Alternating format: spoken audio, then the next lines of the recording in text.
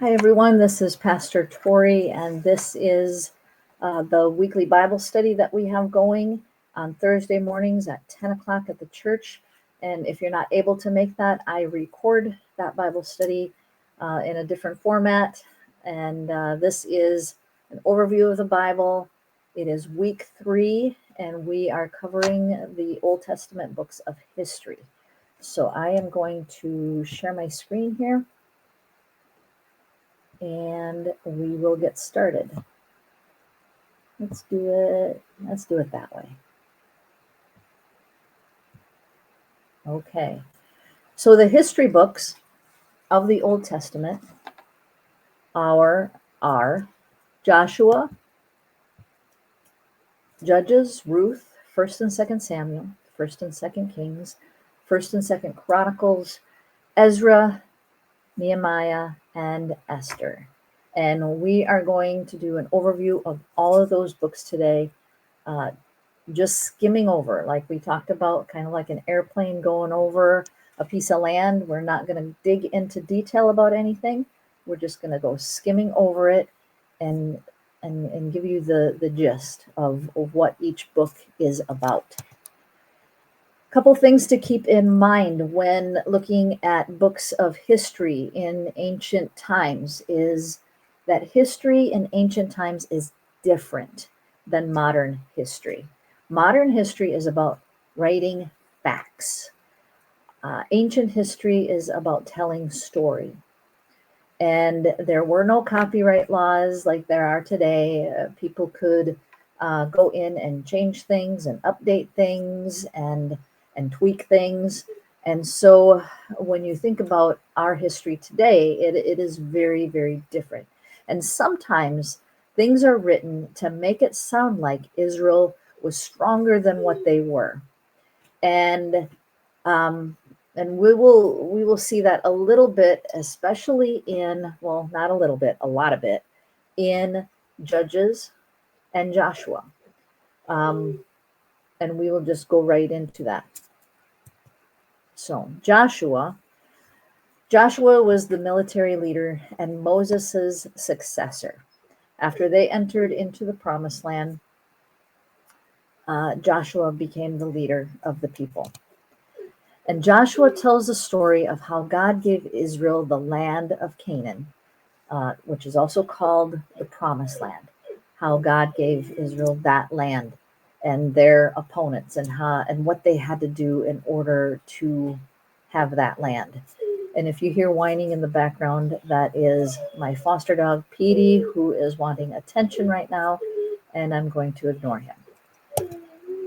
Joshua tells how the land was divided into 12 tribes of Israel. If you remember the story in Genesis, how Jacob's name was changed to Israel. And Israel, or Jacob, had 12 sons. And it was of the Rachel and Leah. Shh. You gotta be quiet, I'm recording. So it was Jacob and Leah and Rachel, and then their 2 servants. There was 4 women that had 12 sons. And these were the 12 tribes of Israel. And they went into the land, and the land was divided into 12 tribes or 12 territories.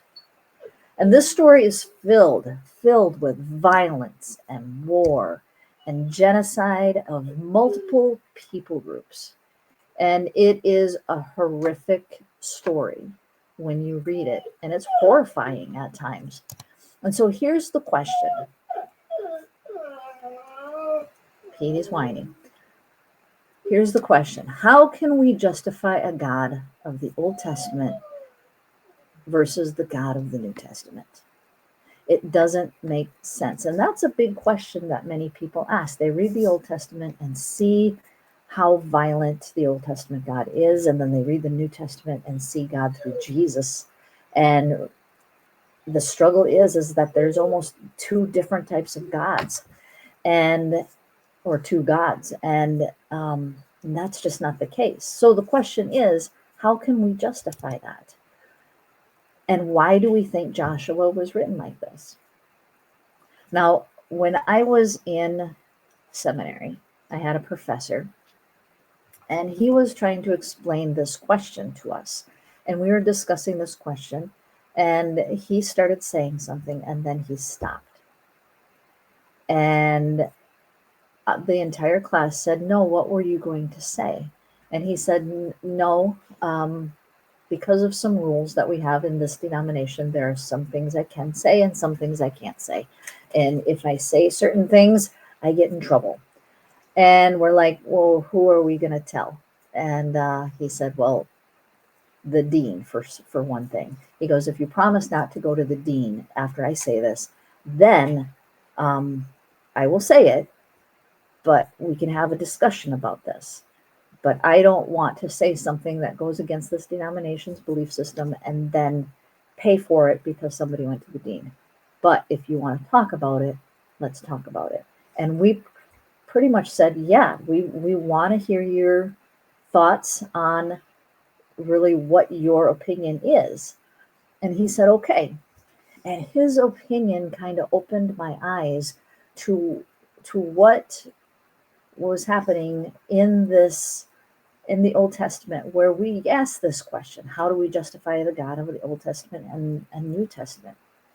And he said, what if it wasn't God that was violent? What if it was the people who believed that God was violent? And when they're writing these things down, they are writing down something where they really believe that God is telling them to do this stuff.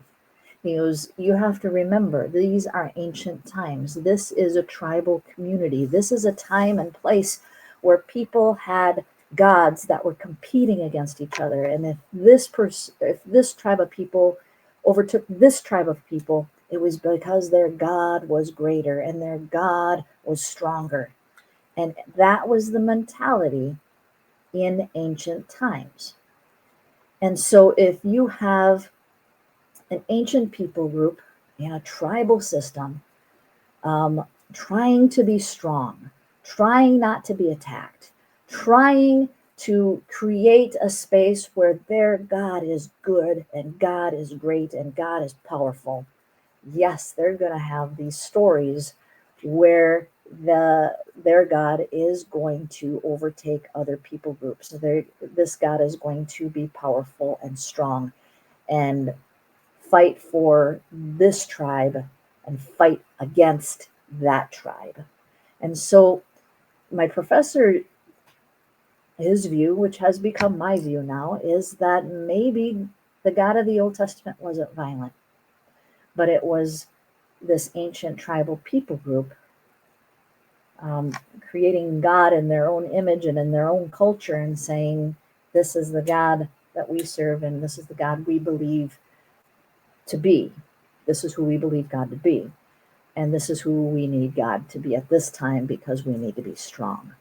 And so, not necessarily that God was violent, but the people at the time were violent and created God in their image, which we tend to do even today.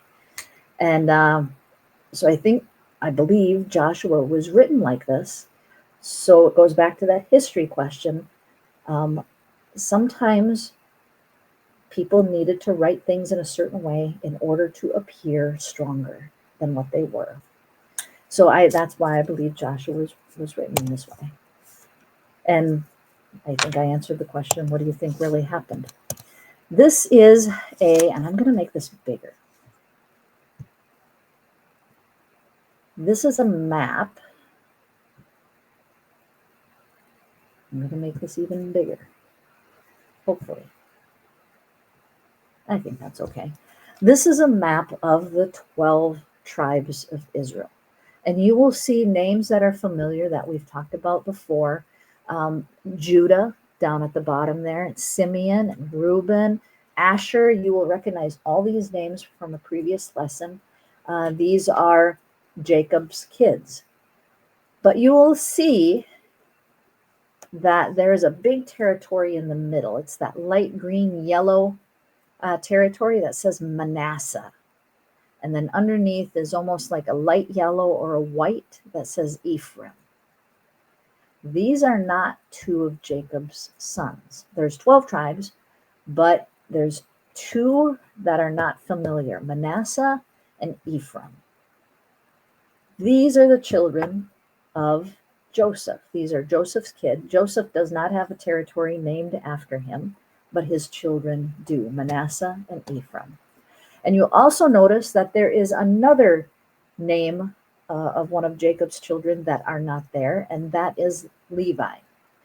And Levi does not have its own territory because the Levites were considered the priests. And so the priests were divided up into each of the 12 tribes to serve each tribe as priests. And so it was up to that tribe to care for Levites and to care for them in their own little territory. So the Levites were spread across the 12 tribes. Okay. Trying to look for a certain thing and it's not letting me do it. That's the one I want. Okay. And then we go into Judges. And Judges tells the story of Israel's time between entering the promised land and the rising of kings. And judges were tribal leaders who rose up to lead and guide Israel as a people group. And you will notice as you read Judges that there is a pattern that happens. There is a pattern where it goes kind of in this circle. It's in one story it starts and says, Israel did evil in the eyes of the Lord. And then other cities overpower Israel. And then a judge rises up to help Israel. And then the people repent and turn back to God for a while. And then, like in a chapter or two, that phrase will happen again. Israel did evil in the eyes of the Lord. And that whole repetition starts all over again. Other cities overpowered them. A judge rose up to help Israel. People repented and turned back to God. And it's done over and over and over again. I wanted to give you, these are the list of judges that had risen up to help Israel through that time where other people were taking over. And there are 13, and you might recognize some of these names. Some of the more popular ones are Deborah, Gideon, and Samson. Those are the three that are probably the most popular. I like the name Ehud. I just like saying it. I don't know much about Ehud other than I really like his name. Deborah is actually one of my favorite ones, simply because she's female, I think. But this gives you an overview of who those judges were. And then we have the book of Ruth. Ruth is a beautiful story of how two Gentile women, survived in ancient times after losing their husbands. And Ruth and Naomi. And it's a really, really beautiful story of them just trying to make their way and figuring out how to survive. 1 Samuel is a dramatic tale of the first kings of Israel. There are some key people in this story. Samuel, who is a priest, King Saul, who's Israel's first king, and then King David, who's Israel's second king and considered one of the greatest kings that Israel has ever had. Then you have 2 Samuel. This is a dramatic tale of King David's reign as king. And some key people in there is King David, of course, Israel's second king. Then Bathsheba, who eventually becomes David's wife. Then you have Nathan, who is a prophet of God. And then you have King David's son Absalom and his other son Solomon. But David had multiple sons, multiple daughters. He had multiple wives. He had concubines. He had a number of children. Absalom and Solomon are two of them. Absalom is one who tried to kick David off of his throne and start a coup. And then Solomon eventually was named king. And then we have First and Second Kings. They originally were one book. This covers a 400-year span of telling Israel's story through a prophetic lens. It starts with King Solomon's rise to the throne, and it ends with the fall of Jerusalem in 587 BCE. It is theological. It gives reasons for the division of the United Kingdom. And there's key people. In First Kings, you have King David, King Solomon, and Elijah, who is a prophet. And you will notice that if you read these two books, there's some overlapping with story, but it's told from different perspectives. Different people wrote them. There's different perspectives. Some really like the kings, some of the kings, and you can tell by the way that they write. And then some writers, you can tell that they really don't like the kings. And the voices that are happening, the voices of the writers come through when you read different stories. Second key people and events in Second Kings, there's Elijah the prophet, there's Elisha the prophet, who is the successor of Elijah. And then there is the destruction of the northern kingdom, Israel, by Assyria. And then there's the destruction of the southern kingdom, called Judah, by Babylon. And then Babylon takes Judah into exile. First and Second Chronicles. This was originally one book as well. This is the story of Israel told from a different point of view. This isn't a prophetic point of view. This is a storyteller's point of view. First Chronicles, there are key events. There is, first it starts out with the family tree. Adam, all the way down to Israel, also known as Jacob. Talks about the 12 tribes of Israel. Talks about Saul's rise to be king. It talks about the united monarchy under King David. And then it talks about the death of King David. In Second Chronicles, the events there are King Solomon builds the temple. The divided monarchy, talks about the divided monarchy and its kings. And then it talks about the reunited monarchy after the destruction of the northern kingdom. There are times where I refer to the northern kingdom as Israel, the southern kingdom as Judah. But then Israel gets taken away by Assyria, never comes back. And then Judah gets taken by Babylon. They eventually come back. But oftentimes we still refer to Israel because after the northern kingdom was destroyed, the southern kingdom claimed its name as Israel. And so they are called Judah. They are called Israel. They're called Israelites. They're called Jewish, that they have reclaimed and reunited under a monarchy after the destruction of that northern kingdom and claimed that name back. So a quick description of the destruction, and the last part of Second Chronicles is just a quick description of the destruction of the southern kingdom and their exile and their restoration. Ezra and Nehemiah. PD really likes Second Chronicles, I guess. Then there's Ezra and Nehemiah. Originally, again, was one book, and it was called Nehemiah. And Persians free the Israelites to go back to Jerusalem. So what happens as they are in Babylon, southern kingdom gets taken to Babylon and exiled there. And then the Persians come in and they take over Babylon, and the Persians are now over the Israelites.